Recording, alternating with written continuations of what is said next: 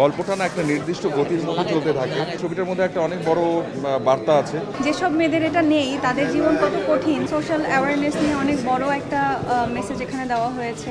আমাদের সহকর্মী মানে রুনা খান তো অবশ্যই আমাদের সবার প্রিয়, কিন্তু এছাড়াও আরও কয়েকজন যেমন আমাদের রাশিদ মামুন অপু, আমাদের সেতু, আমাদের আরও অনেকে, সবাই এবং সবাই খুব মন দিয়ে কাজটি করেছে এবং গল্পটা না একটা নির্দিষ্ট গতির মধ্যে চলতে থাকে।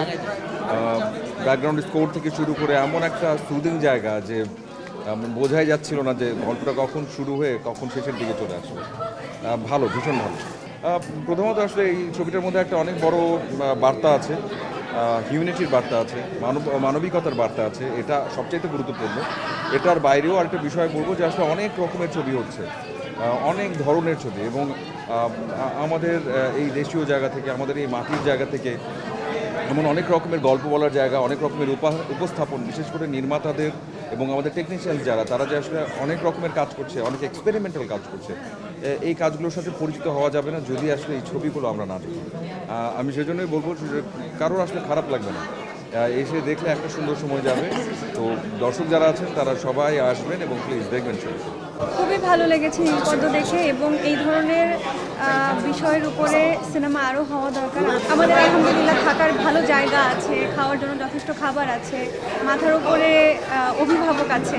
যেসব মেয়েদের এটা নেই তাদের জীবন কত কঠিন আমরা তো আসলে বুঝি না। সো এই সব সিনেমা দেখলে আমাদের রিয়েলাইজেশনগুলো আসবে, সচেতনতা বাড়বে, হয়তোবা এইসব ক্ষেত্রে অবদান রাখারও জন্য বিবেক হয়তোবা আমাদের মধ্যে তৈরি হবে। আমরা আসলে যেটা ফেস করি না সেই জিনিসগুলোর কঠিনতাটা তো আমরা বুঝি না।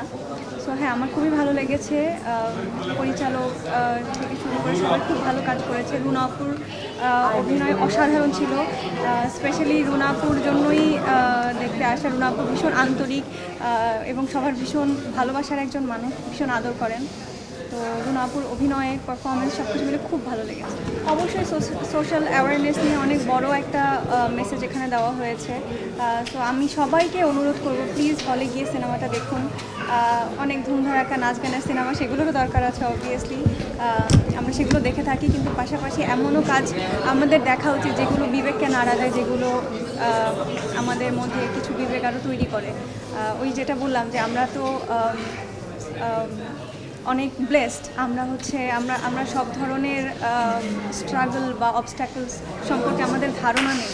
তো এই চলচ্চিত্রগুলো হচ্ছে সেই সব মানুষদের জীবনের সংগ্রাম সম্পর্কে জানান যায় আমাদেরকে, এবং আমরা হয়তো বা এ থেকে আরও সচেতন হতে পারবো এই ধরনের সিনেমা দেখার মাধ্যমে।